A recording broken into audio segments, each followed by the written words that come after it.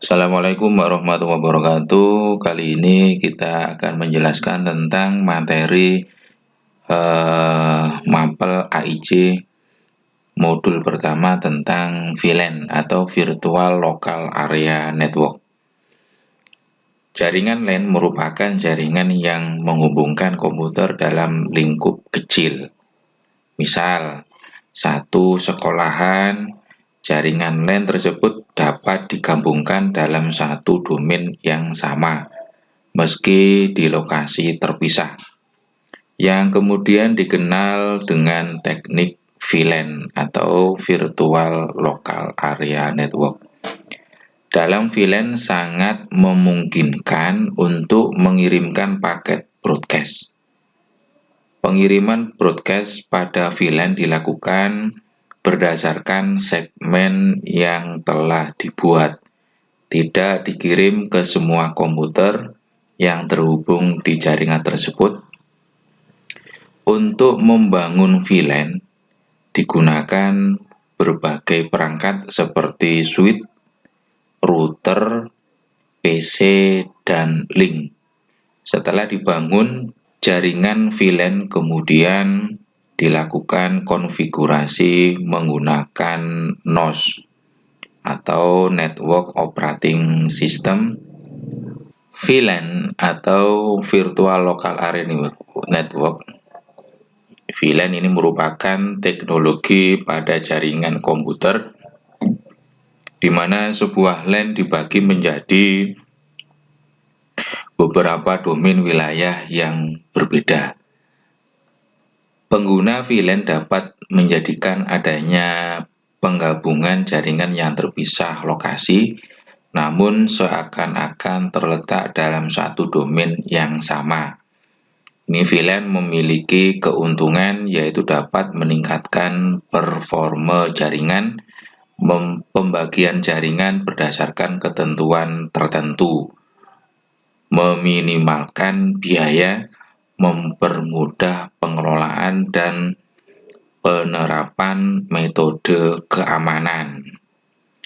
Ini adalah salah satu keuntungan kita menggunakan teknologi Virtual Local Area Network. Untuk membuat jaringan VLAN ini diperlukan perangkat switch manageable yang sudah mendukung VLAN atau Virtual Local Area Network. Dengan switch tersebut dapat dibuat banyak VLAN tanpa membutuhkan router yang banyak. Untuk menghubungkan antar VLAN cukup digunakan sebuah router yang mendukung VLAN atau switch multi-layer. VLAN membagi segmen jaringan dengan switch berdasarkan pada fungsinya. Tim proyek atau aplikasi organisasi dengan mengabaikan penempatan fisik atau koneksi ke jaringan. VLAN merupakan suatu model jaringan yang tidak terbatas pada lokasi fisik seperti LAN. Hal ini mengakibatkan suatu jaringan dapat dikonfigurasi secara virtual tanpa harus menuruti lokasi fisik peralatan. Penggunaan VLAN akan membuat pengaturan jaringan menjadi sangat fleksibel, di mana dapat dibuat segmen yang bergantung pada organisasi atau departemen dan tanpa tergantung pada lokasi workstation. Prinsip kerja VLAN. Prinsip utama sebuah VLAN adalah semua perangkat yang berada pada satu LAN berarti berada pada satu broadcast domain. Sebuah broadcast domain mencakup semua perangkat yang terhubung pada satu LAN, di mana jika salah satu perangkat mengirim frame broadcast, maka semua perangkat yang lain akan menerima kopi dari frame tersebut. Jadi pada dasarnya bisa dianggap LAN dan broadcast domain adalah hal yang sama. Prinsip kerja VLAN ini bisa kita diperjelas dengan menggunakan media desain gambar. Ini salah satunya adalah koneksi VLAN di mana ada 4 komputer yang terhubung pada jaringan yang sama.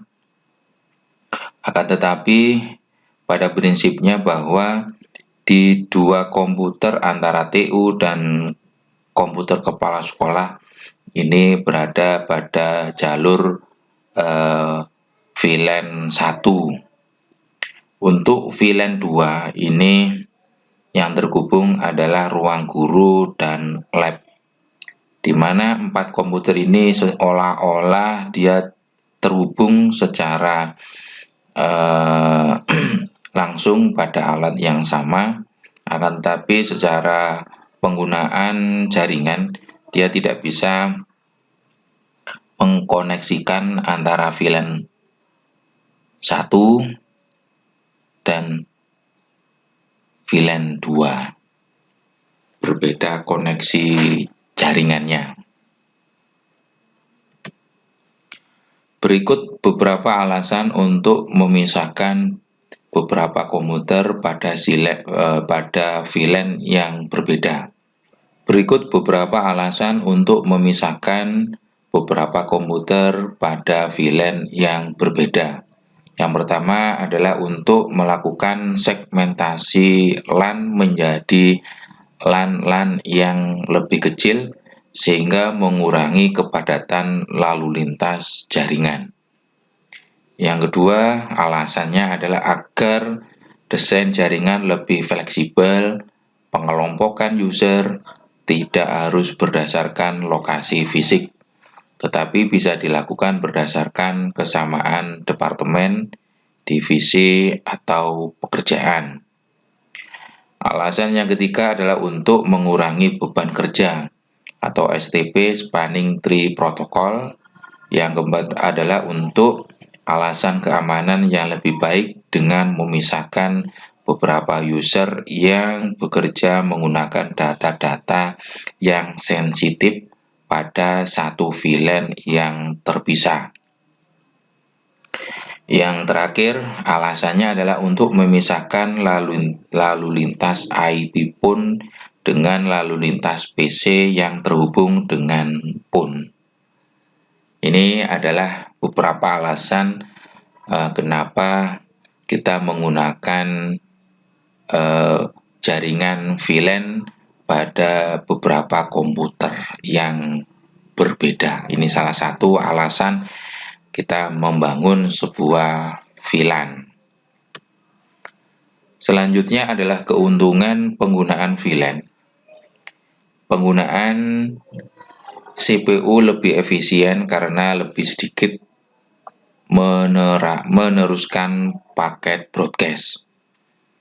Yang kedua, menambahkan host dan perubahan host menjadi lebih mudah. Memiliki fleksibilitas yang tinggi dalam jaringan karena user pada broadcast domain yang sama tidak tergantung pada letak atau lokasi fisik user tersebut terhubung. Membantu meningkatkan kinerja jaringan dengan cara membagi broadcast domain menjadi ukuran yang lebih kecil. Konsumsi bandwidth VLAN lebih efisien jika dibandingkan konsumsi bandwidth dalam satu broadcast domain yang besar. Dengan menggunakan perangkat layer 3 di antara VLAN, pengendalian administratif seperti pengendalian port sumber daya dan pengguna yang ada pada jaringan tersebut menjadi lebih mudah. Suite yang mengimplementasikan VLAN hanya akan meneruskan sebuah paket ke subnet yang dituju, sehingga jika yang dikirim berupa paket data sensitif, maka pengguna yang tidak berada dalam VLAN yang sama tidak akan menerima paket data sensitif yang dikirimkan tersebut. Selanjutnya, keanggotaan sebuah perangkat dalam sebuah VLAN. Ini juga dapat ditentukan berdasarkan metode konfigurasi yang digunakan, yaitu static VLAN dan dynamic VLAN. Keanggotaan sebuah perangkat dalam sebuah VLAN yang pertama adalah static VLAN. Static VLAN ini merupakan cara untuk membuat VLAN dengan konfigurasi manual dan memiliki tingkat keamanan yang baik. Pada port switch dikonfigurasi secara manual. Jadi untuk static VLAN secara konfigurasi dia menggunakan konfigurasi secara manual. Berbeda dengan dynamic VLAN. Kalau dynamic VLAN ini adalah metode di mana VLAN digunakan secara luas di jaringan skala besar. Keanggotaan port dynamic VLAN dynamic VLAN dibuat dengan menggunakan server khusus yang disebut dengan VLAN Membership Policy Server atau VMPS. Selanjutnya, tipe sambungan link. VLAN dibangun menggunakan berbagai perangkat seperti switch, router, PC, dan sebagainya. Ada 3 jenis sambungan pada VLAN. Yang pertama adalah tipe sambungan VLAN trunk link atau trunk link ini digunakan untuk menghubungkan switch dengan switch yang lain, atau switch dengan router, atau switch dengan server, di mana link tersebut akan digunakan untuk melewatkan data-data dari VLAN yang berbeda. Jadi port telah dikonfigurasi untuk dilalui berbagai VLAN, tidak hanya sebuah VLAN saja. Selanjutnya, untuk membedakan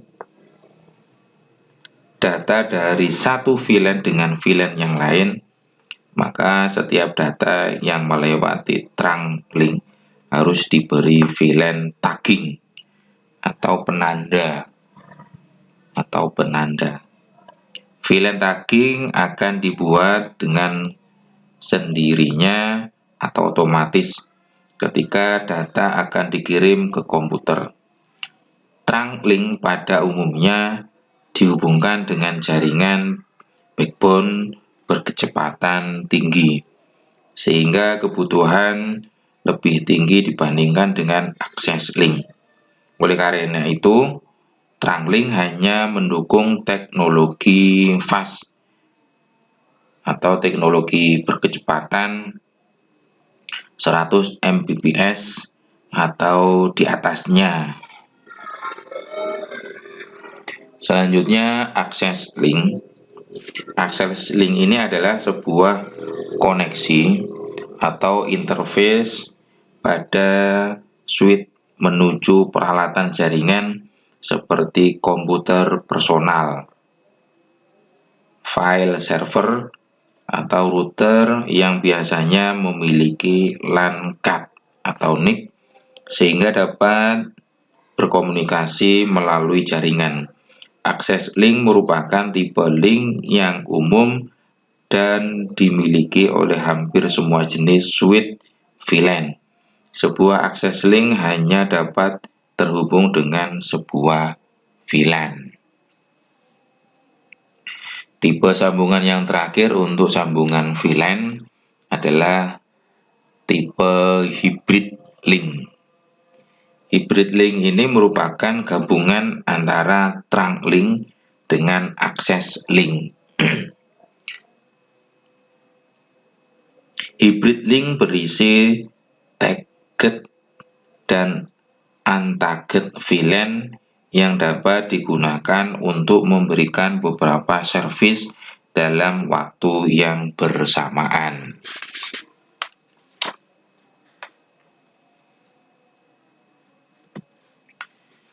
Selanjutnya adalah VLAN ID. VLAN ID ini adalah merupakan nomor identitas untuk memberi identitas sebuah VLAN. VLAN ID digunakan untuk menandai VLAN yang terkait. Terdapat dua jenis VLAN ID. Yang pertama, normal ring VLAN. Normal ring VLAN digunakan dalam jaringan skala kecil dan menengah. Rentang VLAN ID mulai dari 1 hingga 1005. ID antara 1002 sampai 1005 ini digunakan untuk token ring dan FDDI. VLAN ID 1 dan 1002 sampai 1005 secara otomatis akan dibuat dan tidak bisa dihapus. Konfigurasi disimpan dalam file database VLAN.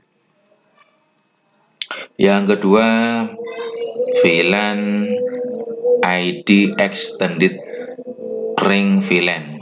Rentang VLAN ID antara 1006 sampai dengan 4094. Sekali lagi, VLAN ID ini adalah merupakan nomor identitas untuk memberi identitas sebuah VLAN.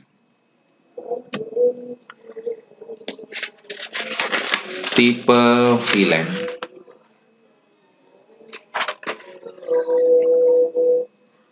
Menurut Cisco System, tipe VLAN terdapat tipe-tipe VLAN dapat dibedakan menjadi 5. Yang pertama adalah VLAN data atau data VLAN. Data VLAN ini adalah VLAN yang dikonfigurasi hanya untuk membawa data-data yang digunakan oleh user. Tipe VLAN kedua atau default VLAN. Default VLAN untuk suite Cisco adalah VLAN 1 dan VLAN 1 tidak dapat diganti dan tidak dapat dihapus. Namun pada awalnya sebuah port suite merupakan anggota default VLAN. Tipe VLAN yang ketiga adalah native VLAN. Native VLAN adalah link antara suite dengan suite atau suite dengan router. Yang keempat, manajemen VLAN. Manajemen VLAN adalah VLAN yang dikonfigurasi untuk manajemen suite. VLAN ini dibuat untuk administrator dalam mengatur kemampuan dari suite atau VLAN yang dibuat untuk mengatur perangkat yang terhubung. Yang terakhir, tipe VLAN voice. Voice VLAN adalah VLAN yang ditunjukkan hanya untuk traffic voice atau lalu lintas data suara.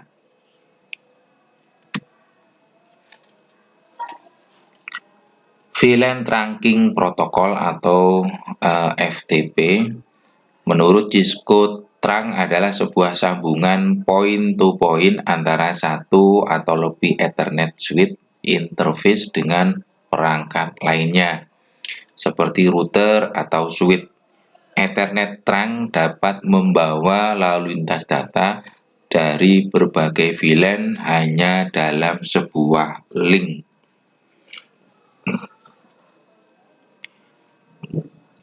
Ini adalah contoh salah satu desain gambar trunking VLAN.